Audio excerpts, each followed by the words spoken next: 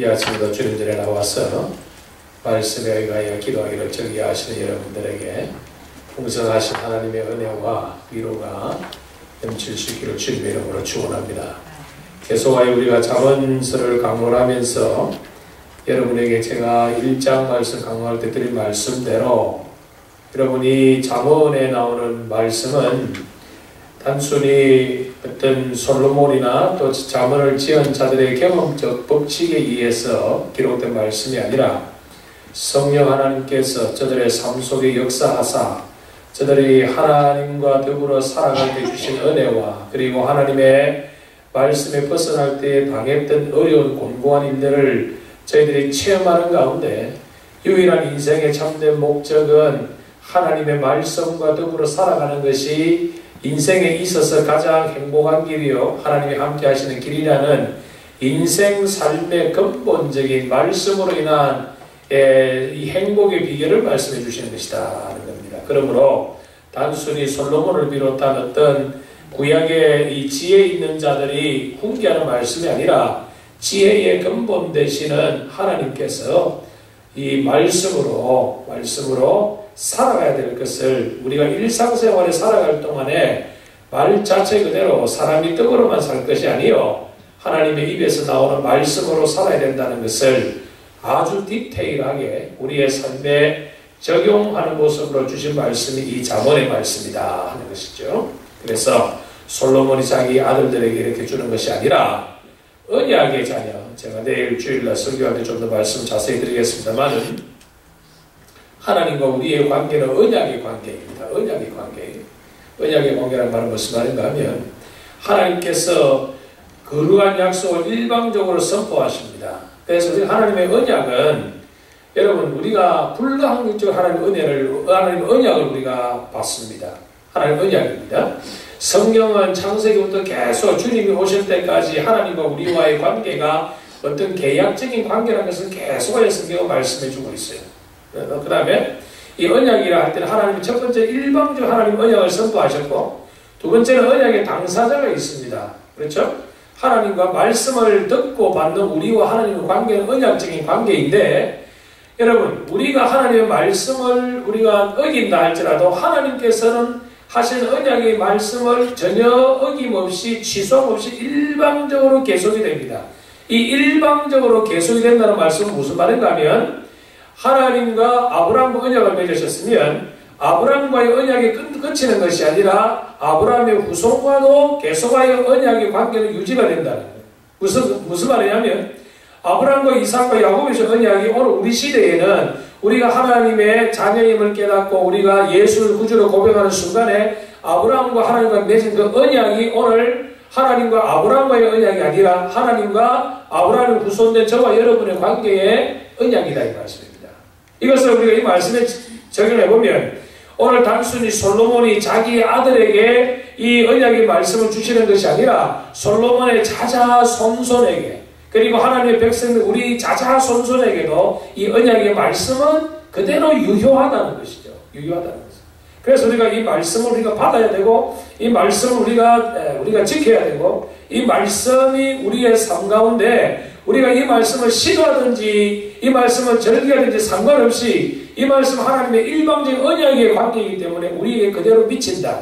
내가 하나님의 말씀을 몰라서 내가 지키지 못했다. 내가 하나님을 싫어서 지키지 못했다. 핑계거리가 되지 않는다는 거예요. 왜? 하나님의 언약은 이 온 우주에 가득 차있고 가득 차있는 하나님의 언약이 아주 우리에게 직접적으로 성문화되어서 우리에게 나타나신 하나님의 말씀이기 때문에 신구약 66권의 말씀이기 때문에 항상 우리는 말씀을 접할 기회가 있죠.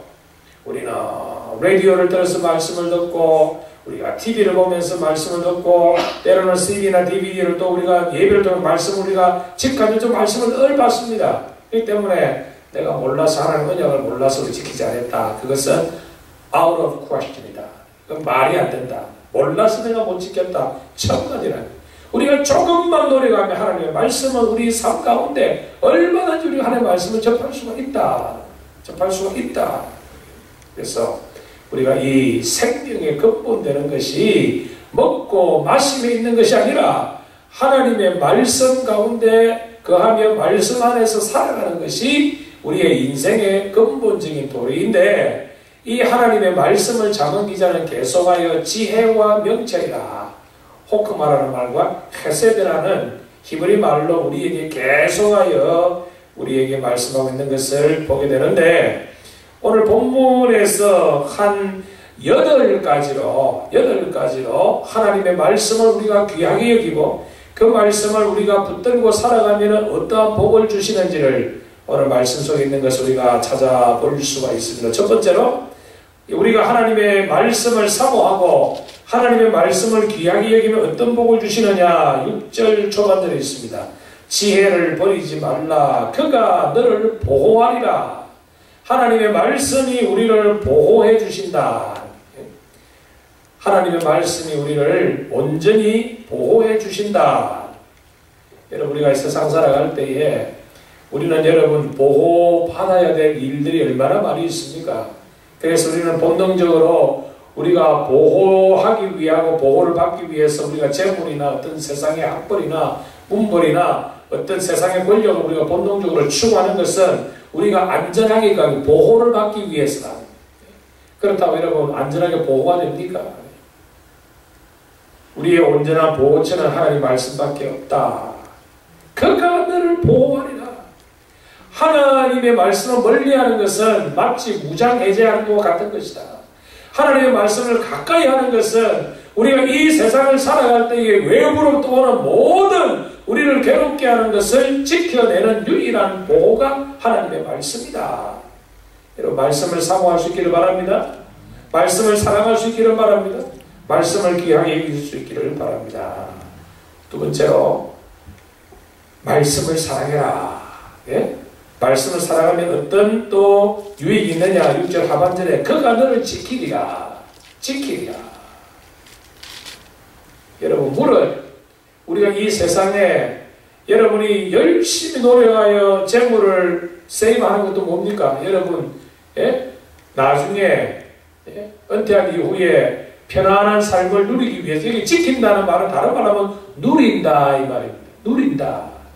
건강을 누리고 재물을 누리고 행복을 누리고 여러분이 편안하게 살고자 하는 모든 것은 다 누리는 건데 그것을 지키는 것이다.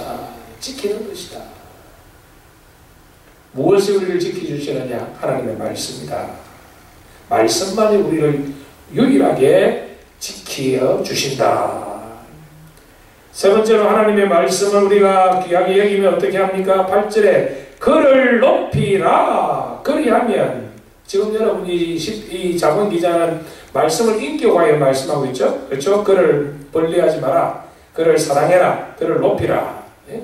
하나님의 말씀을 귀하게 여기면, 하나님의 말씀을 존귀하게 여기면 주시는 복이 세 번째로 8절에 뭐라고 말씀하고 있습니까? 너를 높이 들리라. 높이 들리라. 높이 들면 모든 사람 다 쳐다보지요. 높이 들면 다 쳐다봅니다. 뭡니까? 하나님의 말씀을 존귀하게 여기면 하나님께서도 너를 존귀하게 여기주시겠다. 존귀하게 여기주시겠다. 세상의 학문적으로나 어떤 권력적으로 우리를 존귀케 하는 것도 중요하지만 하나님께서 우리를 높여주셔서 존귀케 해주시는 것, 그것이야말로 얼마나 복되겠습니까? 그러니까 여러분, 저는 그래서 생각합니다. 사람이 노력해서 얻는 것이 있죠. 노력해서 얻습니다. 열심히 공부하고 열심히 또 주어진 삶에서 최선을 다하면 결과론적으로 우리가 세상에서 윤락하고 안택하고 어떻게 존경을 받는 것도 중요하지만 근본적으로 하나님과의 관계를 바로 설정해서 하나님이 주시는 복의 결과로 우리가 높여지고 존귀해지고 우리가 부해지고 강해지고 하는 것은 그것이 진짜다. 진짜다.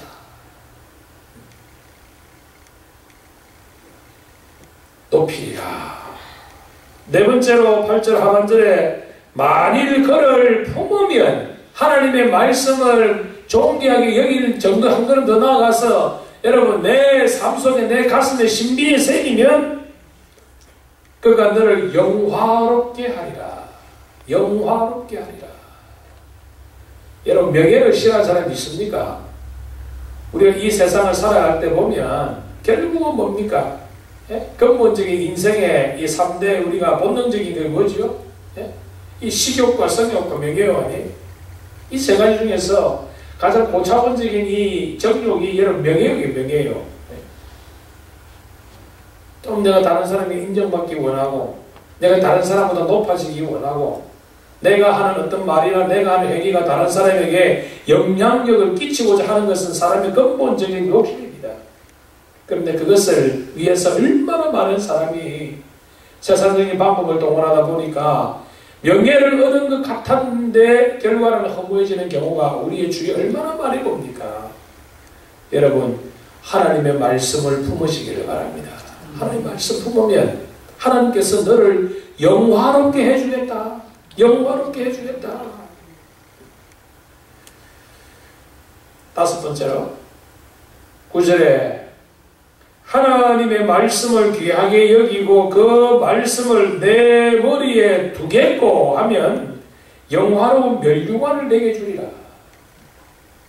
너희들이 바라는 모든 성취하고자 하는 것을 내가 다 이루어 주리라.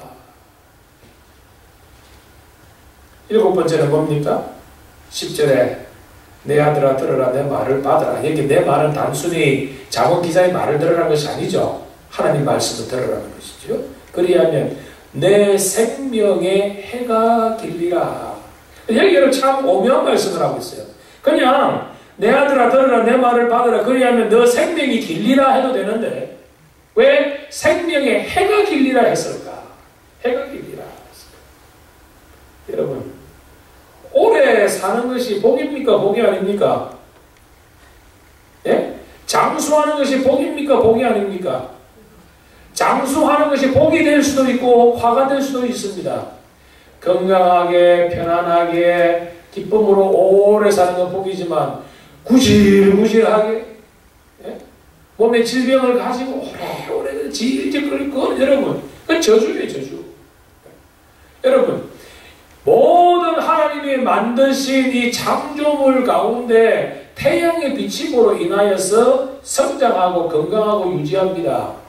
여러분 식물에게 해가 비치지 않으면 식물은 죽습니다. 이 세상의 모든 하나님의 피조물 가운데 여러분 태양으로 인하여서 여러분 살아갑니다. 오늘 이 아침에 여러분 한 5초 동안에도 태양이 없다 하면 그 순간 우리 다 죽음입니다. 무슨 말입니까? 오래 사는 것도 복이지만 거기에 더하여 하나님이 주시는 은혜 속에서 오래 사는 그것이 복이에요. 그것이 진정한 장수하는 겁니다. 네? 우리의 생명이 장수하지요. 장수합니다. 그러나 그 장수도 하나님의 은혜 가운데 기쁨과 즐거움을 누리면서 장수하는 그것이 참된 장수의 복이다. 장수의 복이다. 일곱 번째 복이 뭡니까? 12절에 다닐 때에 내 걸음이 곤고하지 아니하겠고. 여러분 이 곤고하다는 말은 무슨 말인가 하면 제가 여러분 여기 리더하게 와서 저기서 마운트 피나클에 제가 몇 번 올라가 봤어요. 올라갈 때 처음에 뭐 올라가니까 뭐 1, 2, 3, 4, 10번까지 있더라고 이렇게. 근데 1번에서 8번까지야 뭐 올라가겠더라고. 근데 세상에 9번, 10번 가는데요. 다리가 후들후들 떨리고 다리가 막 허벅지 알이 베이고 막 죽겠더라고. 이거 올라가겠다 싶고 막 일어설 때로 다리에 그냥 뭐 쥐어나가고 흔들어. 그게 공고한 거예요. 공고한 거예요. 우리 인생살이도 그런 거예요. 여러분. 걸어갈 때 편안하게 건강하게 발걸음도 가볍게 걸어가야 되는데 다리가 후들후들 떨려서 목적지까지 가지 못하는 그게 곤고한 거예요. 곤고한 거예요. 인생이라는 것이 걸어간다고 비유할 때에 우리가 가볍고 기쁘고 즐겁게 걸어가야지. 예? 가는 순간에 그냥 지팡이를 집어도 겨우겨우 가고 후들후들 떨리는 그것은 그게 공고한 것이다. 공고한 것이다. 하나님의 말씀 속에 살아가면 말씀의 인도를 받아가면 여러분 우리의 인생은 참 편해요. 참 편해요. 여러분 우리가 이사야서에서 말씀하신 하나님 어떤 하나님이죠? 우리 앞서 가시는 하나님. 우리 앞서 길을 내시는 하나님. 그러니까 우리는 말씀만 따라가면 거의 인생이 편해요. 그런데 우리가 말씀보다도 앞서가려고 하니까 문제가 생기는 거예요. 네? 자꾸 말씀보다도 자기가 앞서니까 힘은 힘대로 들고 고생은 고생대로 하고 그러면 공부한 그릇만 가는 것이다. 사랑하는 성도 여러분, 절대로 말씀과 함께 가시지 말씀 앞서가는 인생이 되지 마시기를 바랍니다. 제가 목회하면서 제가 깨달은 것이 그거예요. 말씀 따라가는 인생이에요. 말씀 따라가.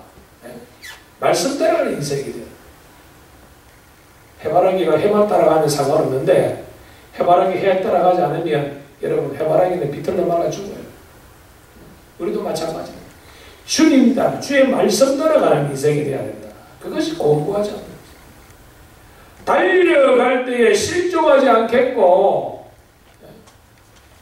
여러분의 인생을 갈 때에 어떨 때는 급히 가야 될 때가 있다. 급히 가야 될 때 여러분 갑자기 여기 뛰면 제가 여러분 옛날 한국에 있을 때 운동회 할 때 달리기를 해요. 제가 좀 잘 뛰어요.